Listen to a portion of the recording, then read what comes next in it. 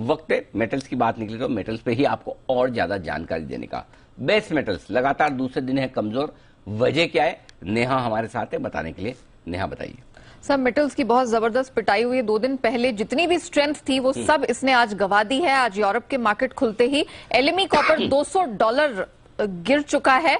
जितनी भी स्ट्रेंथ थी वो गायब हो गई। लेकिन उससे पहले इंपॉर्टेंट ये है जानना कि सिर्फ ये बेस मेटल्स ही नहीं, आयरन और स्टील रिबार अंतर्राष्ट्रीय बाजार में ये प्री कोविड लेवल पर गिर गए हैं।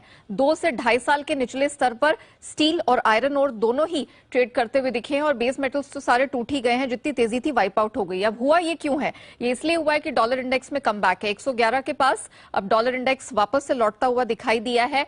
चीन में लग रहा था कि स्थिति में सुधार है, लेकिन वुहान समेत बहुत सारी सिटीज हैं जहां पर लॉकडाउन प्रतिबंध वापस लौट आए हैं। मास टेस्टिंग वहां पर चल रही है, बिल्डिंगों को सील कर दिया है। आईएमएफ ने अभी लेटेस्ट जो अनुमान ग्रोथ को लेकर जताया है उसमें चीन का उन्होंने ग्रोथ फोरकास्ट है वो घटा दिया। माना जा रहा है कि अगर ये नंबर्स सामने निकल कर आते हैं तो 40 साल में सबसे धीमी रफ्तार वाली ग्रोथ चीन में देखने को मिलेगी। प्रॉपर्टी सेक्टर वहां का बदहाल है।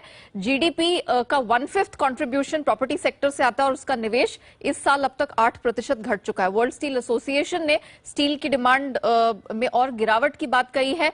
साल की शुरुआत उन्होंने कहा था आधे % की रफ्तार से बढ़ेगी, अब 2.3% का कॉन्ट्रैक्शन दिखेगा। और जितनी भी लेड, जिंक, निकल स्टडी ग्रुप से उनका मानना है कि इन सब मेटल्स की भी यहां पर खपत गिरने वाली है। और हमने इस हफ्ते की शुरुआत में ही अपने दर्शकों को बताया था कि बड़े बड़े ब्रोकरेजेस और बैंकों ने अपना जो फोरकास्ट है अगले 6 महीने के लिहाज से वो मेटल्स पर घटा दिया है।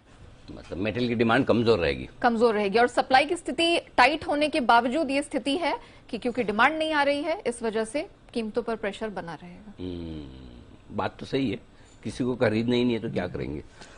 आज आयरन ओर के दाम टूट गए। हाँ, जोर से गिरे। मार्च 2020 के लेवल पर, कोविड लो, प्री कोविड लेवल्स पे चले गए हैं। और स्टील और ये कीमतें लगातार गिरती चली जा रही हैं, इस पूरे हफ्ते गिरती हैं। बाकी और कहीं रिसेशन आएगा नहीं आएगा, यहाँ तो आ रहा है, प्राइसेस में रिसेशन आ रहा है, ये साफ दिखा है। देखते चलिए, इसी लिहाज से नतीजे भी कमजोर आने की उम्मीद। अभी हम वेदांता की भी बात कर रहे थे, लेट्स सी। लेकिन मेटल्स पर प्रेशर बिल्कुल है, इसमें कोई डाउट नहीं, और ये लगातार रहेगा भी थोड़े और वक्त। ओके, बढ़ते आगे।